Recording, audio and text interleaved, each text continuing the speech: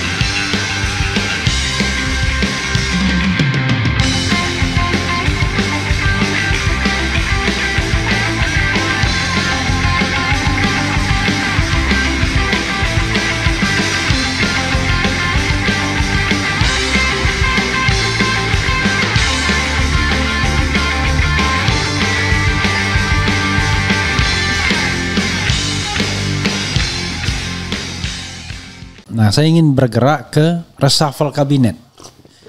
Reshuffle kabinet baru-baru ini ya. Kan ada dua gelombang ya. Gelombang pertama itu pergantian Sri Mulyani ya, pergantian Budi Gunawan, tapi gelombang berikutnya ada orang yang juga diganti kan atau digeser.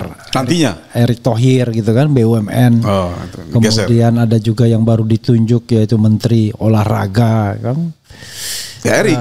Ya Erick Thohir dari geseran itu kan, ada yang dipecat Hasan Nasbi tapi kemudian masuk jadi komisaris Pertamina. Yang kita harapkan bahwa ada pergantian Kapolri tidak terjadi. Apa penilaian Anda terhadap terhadap reshuffle tersebut? Silakan. Ya pertama memang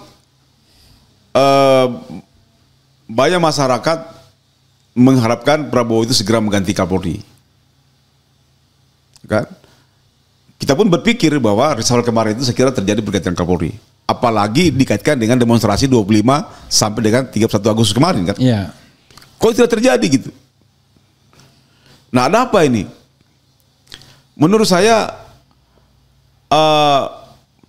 Prabowo ini masih segang dengan Jokowi menurut saya. Oke. Ya kan? Tapi Bung Refli, ini Prabowo sudah setahun lebih. Dari mulai April sudah setahun lebih kan jadi presiden. Yeah. Tapi hari ini survei kepuasan publik itu belum ada. Saya ingin tahu kepuasan publik terhadap politik ekonomi, keamanan. Ini belum ada surveinya. Apa karena kalau sudah jadi KSP jadi tidak butuh lagi survei mungkin. Ya, artinya Kodori survei diam-diam. Atau bisa jadi juga Prabowo juga untuk mengangkat KSP dia itu dalam rangka untuk mengcounter bila ada survei-survei yang tidak jelas kan. Nah. Jadi artinya bahwa reshuffle kabinet yang berikutnya saya belum paham apakah akan ada gitu. Tapi menurut saya yang perlu direvasi itu ada dua yang paling penting sekarang, krusial. Tito sama pergantian Kapolri. Oke. Kapolri sama Menteri Dalam Negeri gitu ya? Ya, Menteri Dalam Negeri. Kenapa Menteri Dalam Negeri? Karena bahkan orang-orang yang masih loyalitas pada Jokowi juga harus diganti, di reshuffle supaya tidak ada lagi patologi politik dari Jokowi yang ada di kabinetnya Prabowo. Kemudian hal-hal yang menjadi perhatian masyarakat soal ijazah palsu kan. Soal ijazah palsu Jokowi kan sekarang ini kan sudah mulai menurun ini kan. Tapi kan itu kan efeknya ini orang melihat Prabowo ini adalah tidak berani membawa kasus jasa Jokowi ini pada pengadilan yang adil. Kan?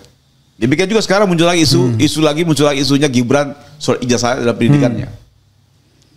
Apakah soal 2 ijazah ini, bapak dan anak ini, akan lenyap begitu saja tanpa ada pembuktian?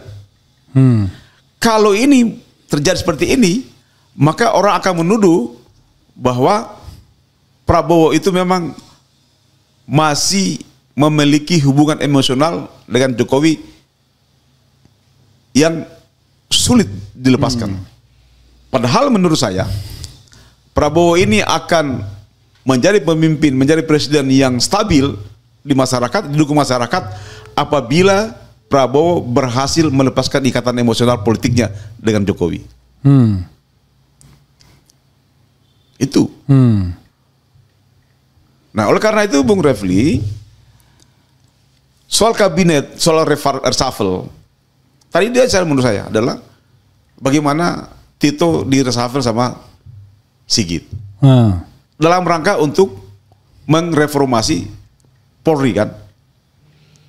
Kan tidak mungkin kalau misalnya Sigit jadi Kapolri terjadi reformasi kan. Harus ada pergantian Kapolrinya. Oleh karena itu harus segera ini. Kalau bisa sebelum akhir tahun sudah diganti gitu. Sebelum akhir tahun, karena begitu memasuki akhir tahun itu gejolak ekonomi akan terjadi loh. Karena carry over daripada masalah-masalah ekonomi 2025 ini akan terjadi pada 2026. Ya, utang kita jatuh tempo 2026. Sekarang bayangkan nilai tukar rupiah menjadi 16.700 sampai 17.000. Ya. Pertumbuhan ekonomi juga belum kelihatan. Nah ini kan harus diselesaikan melalui stabilitas politik dan sosial kan.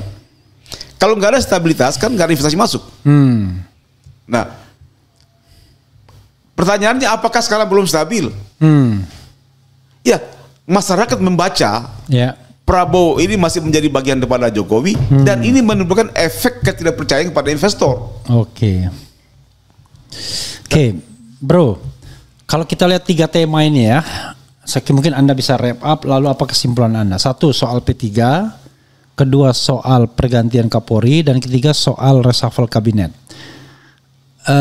Mungkin Anda bisa wrap up-nya ya, kemudian kasih kesimpulannya. Tapi ada satu pertanyaan yang saya ingin sampaikan dulu sebelumnya, yaitu orang menganggap bahwa yang namanya tanggal 20 Oktober 1 tahun pemerintahan Prabowo itu adalah harus menjadi sebuah titik balik ya, harus menjadi sebuah milestone untuk memusnahkan atau menghilangkan orang-orang yang terafiliasi dengan presiden sebelumnya.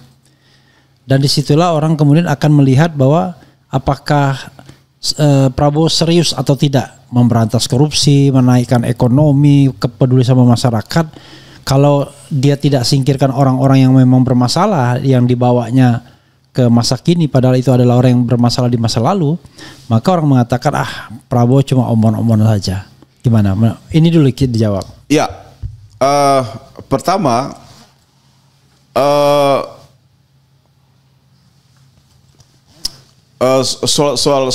soal pemberantasan korupsi ya. Saya kira kita berani mengatakan bahwa soal pemberantasan korupsi ini Prabowo perform situ lah. Ya kan, ada perkembangan yang memuaskan. Meskipun itu adalah sampai hari ini kan belum dibawa pengadilan kan. Tapi ada nilai plus di sini. Ya kan? Ada nilai plusnya bahwa pemberantasan korupsi ini cukup berhasil. Artinya ada indikasi keberhasilan. Pertama, yang kedua soal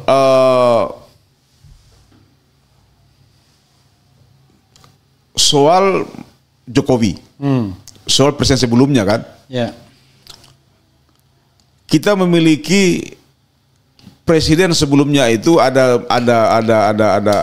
Megawati, ada SBY.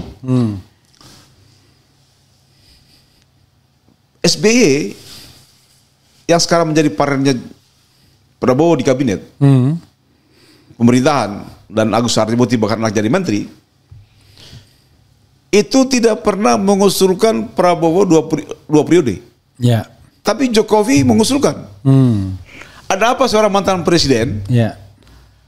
Dia tiba-tiba tidak ada angin, tidak ada hujan, tiba-tiba memerintahkan relawannya untuk mendukung Prabowo Gibran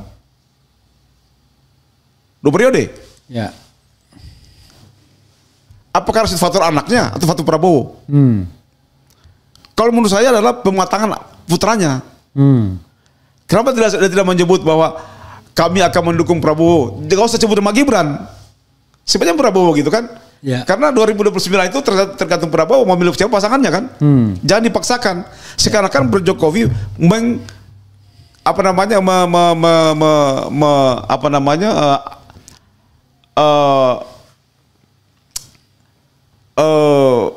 memojokkan Prabowo bahwa harus dengan Gibran kan?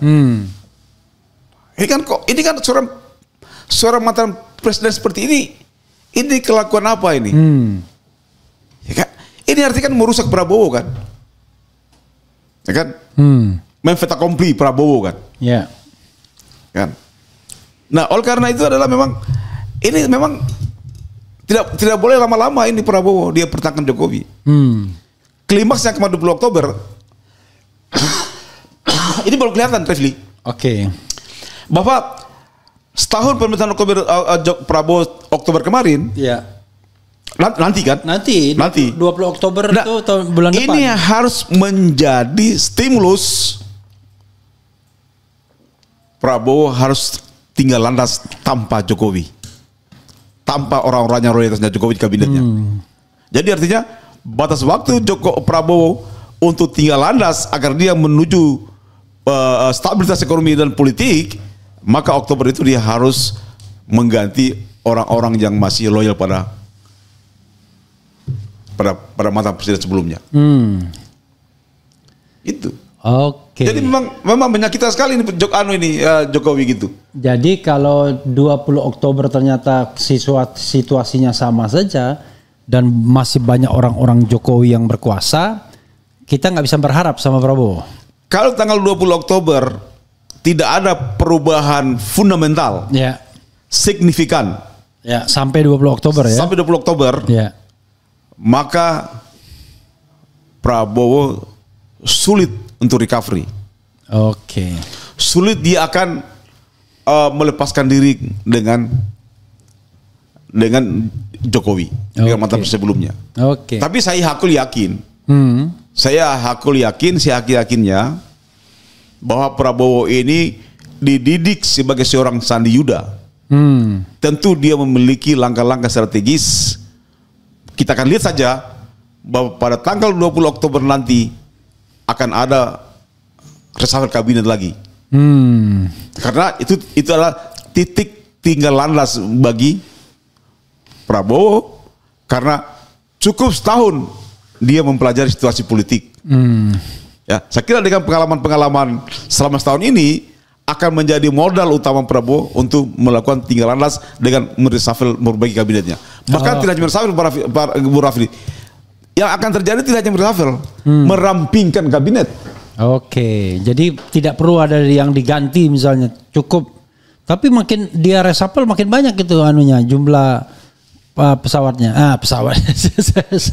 jumlah menterinya ini. Ya, maka saya bilang 20 Oktober itu kalau dia mau tinggal landas, mau efisien, ya, maka akan terjadi reshuffle tapi sekaligus perampingan kabinetnya. Oke, jadi kita akan tunggu 20 Oktober. Oke, bro. Ya.